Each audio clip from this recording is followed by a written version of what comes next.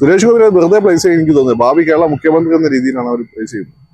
നിലവിലുള്ള കേരളത്തെ BJP ലീഡർഷിപ്പിനോട് കാര്യമായിട്ടൊന്നും പറ്റിയില്ലല്ലോ. ലോക്സഭാ തെരഞ്ഞെടുപ്പ് തീയതി പ്രഖ്യാപിച്ചിട്ടില്ലെങ്കിലും ഇപ്പോൾ തന്നെ തെരഞ്ഞെടുപ്പ് ചൂടിലാണ് സംസ്ഥാനം. ഇതിനോടൊപ്പം ഇപ്പോഴുള്ളത് രാഷ്ട്രീയ നിരീക്ഷകൻ ഫക്രുദ്ദീൻ അലിയാണ്. സാർ സ്വാഗതം.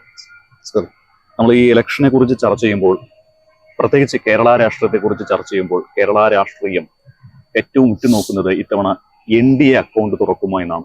എന്തെങ്കിലും സാധ്യത കാണുന്നുണ്ടോ അതിന്? ഉണ്ടെങ്കിൽ തൃശ്ശൂരേ ഉള്ളൂ. തൃശ്ശൂര് എന്ന് വെച്ചാൽ സുരേഷ് ഗോപിക്ക് പൊതുവെ രാഷ്ട്രീയത്തിന് പുറത്തുള്ള ഒരു സ്വാധീനമുണ്ട്. കഴിഞ്ഞ തവണ പെട്ടെന്ന് തന്നെ മത്സരിച്ചിട്ട് അദ്ദേഹം 18% വോട്ട് അദ്ദേഹം കൂട്ടാൻ പറ്റും. കാരണം 5 വർഷമായിട്ട് അദ്ദേഹം ഒരു തോറ്റ MP, ജയിച്ച MP ആ സ്ഥലത്ത് ഉണ്ടായിരുന്ന സംശയമാണ്. തോറ്റ MP സജീവമായിട്ടുണ്ടാകും, ആളുകളെ കാര്യത്തിൽ ഇടപെടുകയും സ്വന്തം കാശ് മുടക്കി ഇടപെടുകയൊക്കെ ചെയ്തിട്ടുണ്ട്. അത് മനുഷ്യന്റെ മനസ്സുണ്ടാക്കുന്ന ഗുഡ് വളരെ പ്രധാനപ്പെട്ടതാണ്. തൃശ്ശൂർ ബേസിക്കലി മുസ്ലിംസ് ആണെങ്കിലും ക്രിസ്ത്യൻസ് ആണെങ്കിലും ഹിന്ദുക്കൾ ഒരു ബിസിനസ് കമ്മ്യൂണിറ്റി കൂടുതലുള്ള ഒരു സ്ഥലമാണ്.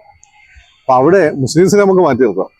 ക്രിസ്ത്യൻസിന്റെ ഇടയിലൊക്കെ തന്നെ പ്രധാനമന്ത്രിയായിട്ട് നേരെ ആക്സസിബിൾ ആയിട്ടുള്ള ഒരാളെന്ന രീതിയിൽ ഇനിയിപ്പം BJP തന്നെ സെൻട്രൽ വരുന്ന ആരും ഉറപ്പല്ലേ, വേറെ പറയാനില്ലല്ലോ. അപ്പം പ്രധാനമന്ത്രി ഒരു വിഷയം നേരിട്ട് ആക്സസിബിൾ ആയ ഒരാൾ എന്ന രീതിയിൽ അദ്ദേഹത്തിന് ഈ പറയുന്ന അത്തരം സർക്കിളുകളിൽ ഒരു ആക്സെപ്റ്റൻസ് ഉണ്ട്. സ്ത്രീകൾക്ക് കൊണ്ടേ സുരേഷ് ഗോപിന് ഇഷ്ടമാണ്, യുവാക്കൾക്ക് ഇഷ്ടമാണ്.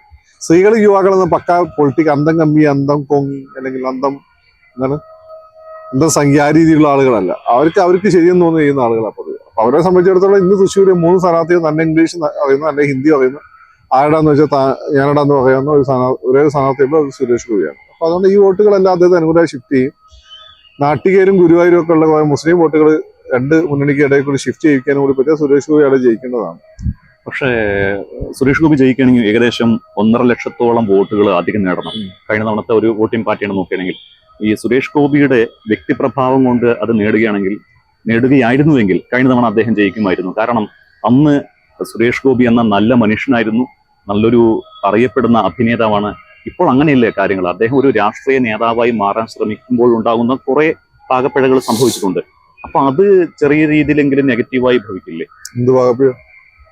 പുള്ളി നടത്തിയ ചില പ്രസ്താവനകളൊക്കെ നോക്കുമ്പോൾ സുരേഷ് ഗോപി പണ്ടേ സുരേഷ് ഗോപിന് ആ ഇമേജിനല്ലേ ജനങ്ങൾ ഇഷ്ടപ്പെടുന്നത്. നിങ്ങൾ ഈ ഭരചന്ദ്രനെ പോലെ ഡയലോഗ് അടിക്കുന്ന ഒരാൾക്ക് ഇതിനു മുമ്പ് നിങ്ങൾ കൈയടിച്ചിട്ടുണ്ട്, ഒരു പോലീസ് ഓഫീസർ. ഇല്ല, സുരേഷ് ഗോപിയാണ് ആദ്യം കൊണ്ടുവന്നത്. എന്നുവെച്ചാൽ അതുവരെ ഇങ്ങനെ ഒരു ലാത്തിജാതൊക്കെ നടക്കുമ്പോൾ ഈ പറയുന്ന IG വരുമ്പോൾ ഇവന്മാര് പൂച്ചയാവുക, മമ്മൂട്ടി വരെ പൂച്ചയായി പോയിരുന്നു. ഇങ്ങനെ പൂച്ചയായി അവിടെ നിന്ന് ആളുകൾ മൊത്തം കാത്തിക്കുമ്പോൾ. പക്ഷേ ഈ കയ്യടി അങ്ങനെയാണെങ്കിൽ കഴിഞ്ഞ തവണത്തെ ഇലക്ഷനിൽ കഴിഞ്ഞ തവണ സുരേഷ് ഗോപി 1.5 ലക്ഷത്തോളം മാർജിനിലല്ലേ തോറ്റു? അല്ല, BJP മണ്ഡലമല്ലല്ലോ. ഇപ്പൊ തിരുവനന്തപുരവും പത്തനംതിട്ടയൊക്കെയാണ് BJP മണ്ഡലം. കാസർഗോഡ് കലാകാലമായിട്ട് അതിന് മുമ്പ് ശ്രീശം മത്സരിച്ചവർ മോഡി തരംഗമുള്ള സമയത്ത് 10% വോട്ട് മാത്രമേ കിട്ടൂ. ആ 10% വോട്ട് ആണ് സുരേഷ് ഗോപി ഒറ്റയടിക്ക് 28% മാറ്റിയത്. ഇത് വേറെ ഏതെങ്കിലും മണ്ഡലത്തിൽ വേറെ ഏതെങ്കിലും മുന്നണി സ്ഥാനാർത്ഥിയെ സുരേഷ് ഗോപി മത്സരിക്കുന്നെങ്കിൽ 2 ലക്ഷം വോട്ടിന് സുരേഷ് ഗോപി ജയിക്കുകയായിരുന്നു. പക്ഷെ ഈ ഇതേപോലെ പല രാഷ്ട്രീയ നിരീക്ഷകരും പറയുന്നുണ്ട് അദ്ദേഹത്തിന് പറ്റിയ മണ്ഡലം അതായിരുന്നില്ല. ഒരുപക്ഷെ തിരുവനന്തപുരത്തോ പത്തനംതിട്ടയിലോ മത്സരിച്ചിരുന്നുവെങ്കിൽ അദ്ദേഹം പുഷ്പം പോലെ ജയിച്ചിന്. അങ്ങനെ ഒരു തോന്നലുണ്ടോ? അങ്ങനെ അല്ല, ഒരു മണ്ഡലം ഉണ്ടാക്കിക്കൊണ്ടുവരുന്നതാണ് ഒരാളുടെ ഒരു ഏറ്റവും പ്രധാനപ്പെട്ട നേട്ടം. തിരുവനന്തപുരത്താണെങ്കിൽ കൊച്ചിന് ജയിക്കാൻ സാധ്യത കൂടുതലായിരുന്നു, പത്തനംതിട്ടയിലാണെങ്കിലും പക്ഷേ സുരേഷ് ഗോപിക്ക് സ്വന്തം നിലയിൽ ആ കാലത്ത് മൊബിലൈസ് ചെയ്യാൻ പറ്റുന്ന വോട്ട് 18 പരമാവധി അദ്ദേഹം നേടിയിട്ടുണ്ട്. അതിന്റെ കൂടെ നിങ്ങൾ ഈ പറഞ്ഞ BJPയുടെ ഒരു വോട്ടും കൂടി വന്നു കഴിഞ്ഞാൽ ഈ മണ്ഡലങ്ങൾ ഒരു പക്ഷേ ജയിക്കുമായിരിക്കാം. പക്ഷെ അത് എനിക്ക് കൃത്യമായി പറയാൻ പറ്റില്ല. തൃശ്ശൂർ BJPക്ക് ഒരു പ്ലാൻ ഉണ്ട്, അതാണ് ഞാൻ പറയുന്നത്. സുരേഷ് ഗോപി രാഷ്ട്രീയത്തിൽ വരുന്നത് വെറുതെ അങ്ങ് വന്നതെന്നല്ല. അത് മോഡി, അമിത്ഷാ, ഗുജറാത്ത് RSS ഇവരൊക്കെയാണ് അദ്ദേഹത്തിന്റെ സ്പോൺസേഴ്സ് എന്നാണ് എനിക്ക് തോന്നുന്നത്. പിന്നെ ഇവിടുത്തെ RSS മൂപ്പർക്കെതിരെ നമുക്കറിയാലോ. പിന്നെ മോഡിന്റെ ഏറ്റവും സ്വാധീനമുള്ള ഗുജറാത്ത് RSS. അപ്പൊ അവരെ കാണാനാണ് സാധ്യത. അപ്പം അവർ തൃശ്ശൂരിന്റെ പ്രത്യേകത, തൃശ്ശൂർ ബേസിക്കലി ഒരു ഹിന്ദു ആഭിമുഖ്യമുള്ള ഒരു പ്രദേശമാണ്. അവിടെ 2016 കേരളത്തിൽ BJPക്ക് ഏറ്റവും നല്ല പെർഫോമൻസ് കേരളത്തിൽ കാഴ്ചവെച്ചത്. അന്ന് അവർക്ക് 17% വോട്ട് അവിടെ. BJP നിങ്ങൾ വോട്ട് ചെയ്യും, ഞാൻ വോട്ട് ചെയ്യും ഇല്ലല്ലോ. അങ്ങനെ അജിത്ത് വോട്ട് ചെയ്യും, ഇത് ക്രിസ്ത്യാനിയല്ലേ ചെയ്യല്ലോ. അവർക്ക് വോട്ട് ചെയ്തത് ഹിന്ദുക്കളാണ്. അപ്പൊ ഹിന്ദുക്കളുടെ വോട്ടിന്റെ 17% വോട്ട് കിട്ടിയാൽ മൾട്ടിപ്ലൈ ചെയ്ത് ടോട്ടൽ അവിടെ 24% ക്രിസ്ത്യൻസ്, 17% മുസ്ലിംസ്. അതുകൊണ്ട് മാറ്റി നിങ്ങൾ 50% ഹിന്ദുക്കൾ എടുത്തോ. 50% ഹിന്ദുക്കൾ എടുത്തു കഴിഞ്ഞാൽ സുരേഷ് ഗോപി കിട്ടിയ വോട്ട് ടോട്ടൽ ഹിന്ദു വോട്ടിന്റെ, BJPക്ക് അല്ല, BJPക്ക് 2014 കിട്ടിയ വോട്ട് ടോട്ടൽ ഹിന്ദു വോട്ടിന്റെ 34%. ടോട്ടൽ ഹിന്ദു വോട്ടിന്റെ 34%. അതായത് BJPക്ക് നല്ല വളക്കൂറുള്ള മണ്ണാണ്. ഈ തൃശ്ശൂരിന് വേറൊരു കാര്യങ്ങളുണ്ട്.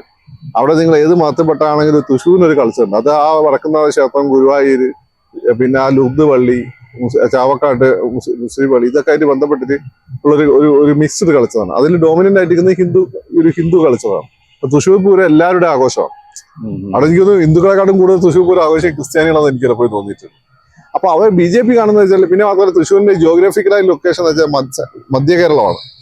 അപ്പം വടക്കോട്ടും പോവാം തെക്കോട്ടും പോവാം. തൃശ്ശൂരാണെങ്കിൽ ഇങ്ങനെ ഒരു ഹിന്ദു ബേസ് ഉണ്ട് എന്ന് ഓൾറെഡി അവർക്ക് മനസ്സിലായിട്ടുണ്ട്. അത് മനസ്സിലായിക്കൊണ്ടാണ് പിന്നെ അവിടെ ഒരുപാട് ക്ഷേത്രം, കൂടൽ മാണിക്യ ക്ഷേത്രം, ഈ പറയുന്ന ഗുരുവായൂർ ക്ഷേത്രം, വടക്കുന്നാഥ ഇഷ്ടംപോലെ ക്ഷേത്രങ്ങളുള്ള സ്ഥലമാണ്. അപ്പൊ ഈ ക്ഷേത്രങ്ങളായിട്ട് ബന്ധപ്പെട്ട ഒരു ഹൈന്ദവ സംസ്കാരത്തിൻ്റെതായിട്ടുള്ള ഒരു സ്വാധീനമുണ്ട്. ഇതൊന്നും അവിടെയുള്ള ഒരു സ്ഥാനാർത്ഥിയും ഇതൊന്നും കാണാതിരിക്കുന്നില്ല. അതേപോലെ സുനിൽകുമാർ ആണെങ്കിലും എല്ലാം ഇതിലൊക്കെ സജീവമാണ്. അപ്പൊ അത് കുറച്ചുകൂടി നന്നായിട്ട് ഹാർമൈസ് ചെയ്യാൻ റീപ്പ് ചെയ്യാൻ അവർക്ക് പറ്റും, BJPക്ക് പറ്റും എന്നുള്ളതാണ്. അതിനെ അവർ സുരേഷ് ഗോപിനെ കൊണ്ടുവന്നു. സുരേഷ് ഗോപിനെ വെറുതെ പ്ലേസ് ചെയ്യാൻ എനിക്ക് തോന്നുന്നത് ഭാവി കേരള മുഖ്യമന്ത്രി എന്ന രീതിയിലാണ് അവർ പ്ലേസ് ചെയ്യുന്നത്. നിലവിലുള്ള കേരളത്തെ BJP ലീഡർഷിപ്പിനോട് കാര്യമായിട്ടൊന്നും പറ്റിയില്ലല്ലോ. അപ്പോഴാണ് അവർ സുരേഷ് ഗോപി എന്ന് വെച്ചാൽ അയാൾക്ക് ഒറ്റയ്ക്ക് കേരളത്തിൽ 5 തൊട്ട് 10% വരെ വോട്ടുകൾ വ്യത്യസ്തമായ മണ്ഡലങ്ങൾ സ്വാധീനിക്കാൻ പറ്റുന്ന ഒരു ഫിലി സ്റ്റാറാണ്, സൂപ്പർ സ്റ്റാറാണ്. പിന്നെ ഒരു കാലത്ത് രാഷ്ട്രീയം മൊത്തം ജനങ്ങൾ മടുത്ത സമയത്താണ് ഭരചന്ദ്രനും മാധവനും ഒക്കെ വരുന്നത്, ചാക്കോച്ചിയൊക്കെ. അപ്പൊ ജനങ്ങൾ ആരെ മുഖത്തൊക്കെ അടിക്കണമെന്ന് വിചാരിച്ചു അവരൊക്കെ അടിച്ച ആളാണ്. അപ്പൊ അങ്ങനെ ഒരു മുസ്ലിംസിന് അദ്ദേഹം BJP ആയതുകൊണ്ട് ഇപ്പോൾ അകൽച്ച വന്നു എന്നല്ലാതെ എല്ലാവർക്കും ഇഷ്ടമാണ് സുരേഷ് ഗോപി. ഒരു നമ്മുടെയൊക്കെ ജനറേഷന്റെ ഭാവുകത്വത്തിൽ തന്നെ ഇതൊക്കെ ഇലക്ഷൻ വരുന്ന സമയത്ത് സ്വാധീനിക്കും. അപ്പൊ BJP അവിടെ സുരേഷ് ഗോപിക്ക് അന്ന് ഓടി വന്ന് മത്സരിച്ചത്, എന്നിട്ട് ഇത്രയും വോട്ട് അദ്ദേഹം നേടി. കഴിഞ്ഞ 5 വർഷം അദ്ദേഹം രാഷ്ട്രീയത്തിലുണ്ടായിരുന്നു, സജീവമായിട്ട് രംഗത്തുണ്ടായിരുന്നു. അദ്ദേഹം ഒരുപാട് ആളുകളെ സഹായിച്ചു. മുമ്പ് അദ്ദേഹം പുതിയ കാര്യമൊന്നുമല്ല, കണ്ടിന്യൂസ് ആയ പ്രോസസ്സാണ്. മുമ്പ് അദ്ദേഹം സഹായിച്ചിരുന്നു, ഭാവിയിൽ തോറ്റാലും സഹായിക്കും, അത് വേറെ കാര്യം. അപ്പൊ ഇതൊക്കെ അദ്ദേഹത്തിന് ഒരു 10% അഡീഷണൽ വോട്ട് നേടിക്കൊടുക്കാനുള്ള സാഹചര്യം അവിടെ